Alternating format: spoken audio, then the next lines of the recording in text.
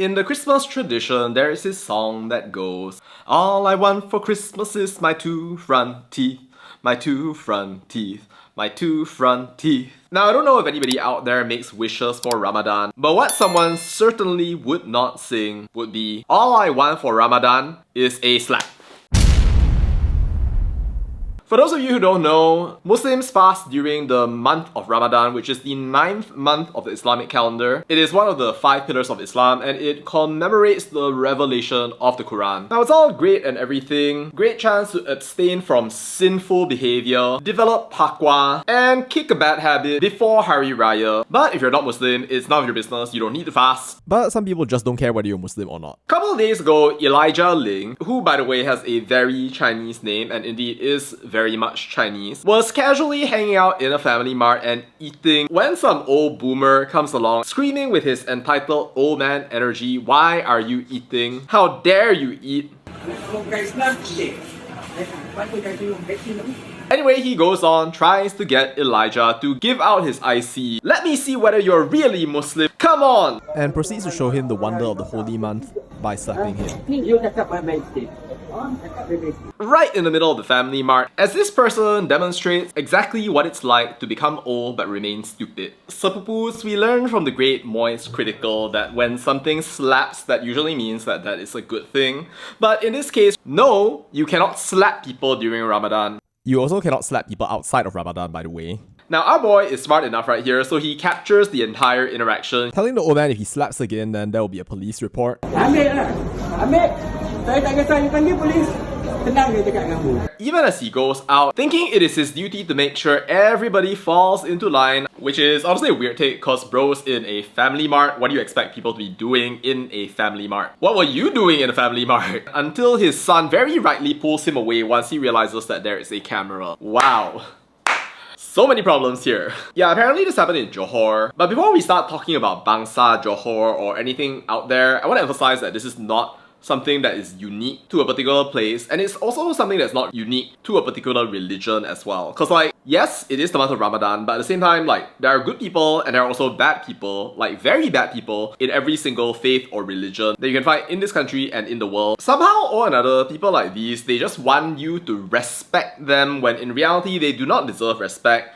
They did not earn any of it. And for them, the idea of respect is such that they must infinitely be respected and they feel entitled to it even though they have done nothing redeeming or nothing that shows that they deserve any respect in the first place. Mr. Social Enforcer here doesn't seem to know or care that if you're not a Muslim then you don't have to fast, and doesn't know or seem to care that you can't just go around randomly slapping people and expecting that there will be no consequences. Like, technically, even if you see another person out there who happens to be a Muslim, what if the person is sick? What if they literally cannot do it? What if they can ganti balik? It doesn't have anything to do with you, right? I don't see why you should be going out there and then trying to be a hero, trying to make sure nobody falls out of order, and feel this entitlement somehow that you're doing it for God, even though there's nothing out there in your holy book that says you can go out there and just slap people during Ramadan. Like, what? Since when did that become acceptable? You are not defending your religion, you're guilty of assault. It's great that the guy already made a police report, which makes sense because something like this can't just be swept under the carpet, and it is a terrible and horrible act which everybody should condemn. PDRM, when you arrest him, this is and should be a total name and shame, and make sure maximum consequences happen for the people who are perpetrating this kind of nonsense culture. Take a picture of his face and show it to the world because this kind of behavior isn't something that we can forgive. And you know, this is not the first time either. Like literally, an audience member who watches this channel quite a fair bit, shout out to Jason, posted a comment a long time ago about how his friend once went to a canteen or a restaurant. Before, alright, he just buys his food, takes his food, and before you know it, he gets slapped by yet another one of those self-righteous, holier-than-thou uncles who thinks to himself that he is the savior of the Puasa month upon earth. You know, when I read stuff like this, I'm like, bro, what? What part of your religion tells you that it is a great and wonderful idea to go around slapping random people that you don't know, showing that you're a thug and a gangster? I mean, come on, bro. Like, is that what your religion teaches you?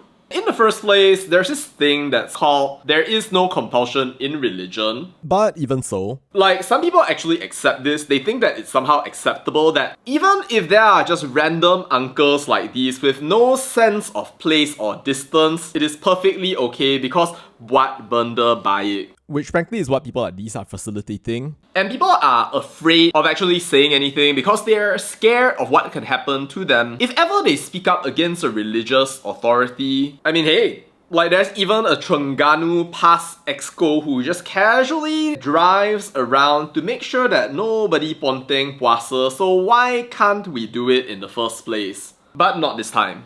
Bro, first of all, it's the 21st century, and second of all, I really hate these self-righteous, pretentious preachers turning into white knights because somehow they want to save the sesat, protect the puasa, when in reality, it has nothing to do with you, and the easiest thing for you is to just mind your own business. If you have to use violence in order to maintain conformity, I really have to ask whether you have such an insecure relationship with your God to the point that you want to go out there hitting people, thinking that somehow or another you're going to get achievements in heaven. And also, even if they don't believe in what you believe, or they happen to live a completely different life, why is it any of your business how they live when even if you believe they're going to go to hell, you can just let them go to hell? There's no need to go out there, violate the law, act like a genius, and demonstrate that you're not the one that should be going out there doing the slapping. You are the one who should be slapped yourself. As a society, we cannot be allowing religious trolls to go out there and dictate how we live in this world, disrespecting every single law. These kinds of people need to be punished and banished to the lowest levels of hell if necessary. And in all cases, people just need to protect themselves. When it comes to people like this, right, guys, make sure to take precautions.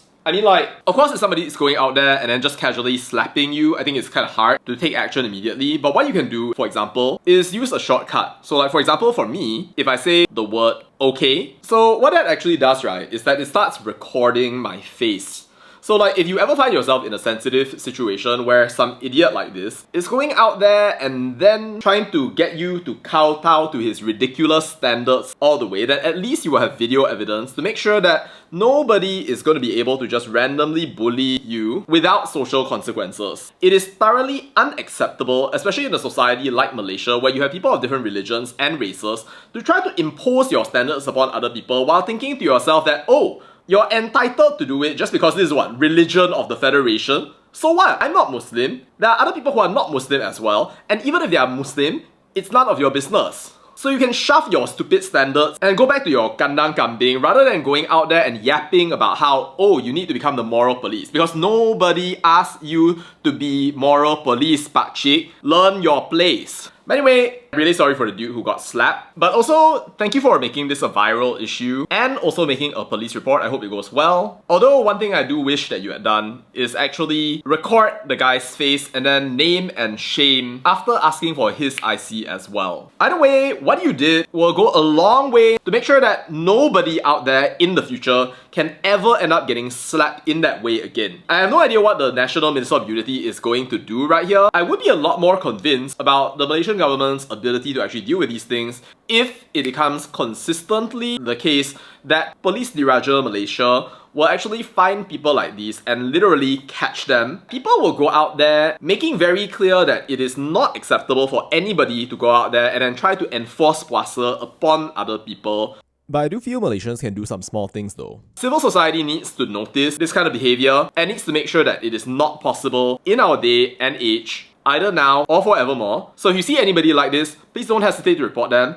And in fact, if you're a Chindian or you're a non-Muslim, I actually recommend just casually going out to any number of family marts out there, hiding, buying food, and then whenever busybody uncles like these come out there and try to troll you, make sure to record them, upload their faces onto TikTok, Instagram, or whatever, and prove to them that this kind of thing cannot get away without any punishment. But having said that, we also shouldn't generalize that every single person who's going to puasa is going to behave like this. And I think most of us as Malaysians, we understand that, especially given the comments that you can see all around from people of every religion, including Muslims, condemning this person. So I don't think it's a religion thing by any means. But I do think that there is a chance that this is a mental health thing, where you have people who are literally starving and somehow feel entitled to go out there and make sure that every single person out there is going through the same thing as them. But what we want to do do is make sure that that is not possible and that people can end up respecting the boundaries of other people even as they keep their own faith. That's the direction that we want to go in society, not forcing people to live by our values or imagining that somehow we can be offended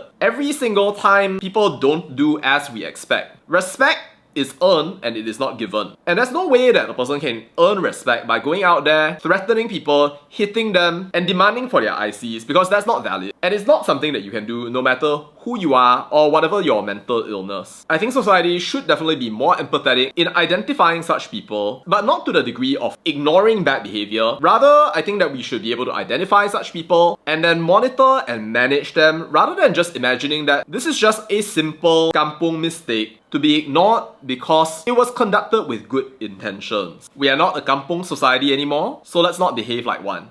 Incidentally, Why is there complete political party silence on this? Where is Dr. Akmal? Where is Hamimi? Where are all the leaders out there? I mean, come on. The very least you could do is say that this doesn't reflect your religion and that you actually care about the safety of people who are not Muslim in this community. But as it seems, that is just not present, and we have to rely upon Unity Minister Aaron Dagang, who is, by the way, not even Muslim, in order to actually have this discussion in the first place, even as the Rakyat are talking about it. This is very obviously a showcase that our local leaders just do not care about whether or not members of a particular religion are coming out and behaving horribly out there, even as the Rakyat and all the people in this country of every single race and every single religion are condemning it. Why is it that when it comes to something simple like this, which is obviously uncontroversial, you somehow are completely silent? What? Like, what's the message here? A lot of these people out there, they say that they want to create a safe environment for non-Muslims, but then the question is, where are they when there is an actual insult, an actual attack? It's completely unlike what we see in Singapore, and it's yet another piece of evidence for why it is that this country cannot move forward. Seriously, do better. To our Muslim friends out there, it would really help to have people who are allies and who know very clearly that this is not something that can be forced on people during the holy season. please speak out for us rather than remaining silent. Because this is really not acceptable. This is not the kind of culture, the kind of world, the kind of Malaysia that we actually want. Ramadan Kareem to all of you. I hope that you have a productive and wonderful fasting season. And I look forward to seeing some of you during Hari Raya as well. Alright, that's all I have to say about that, and bye.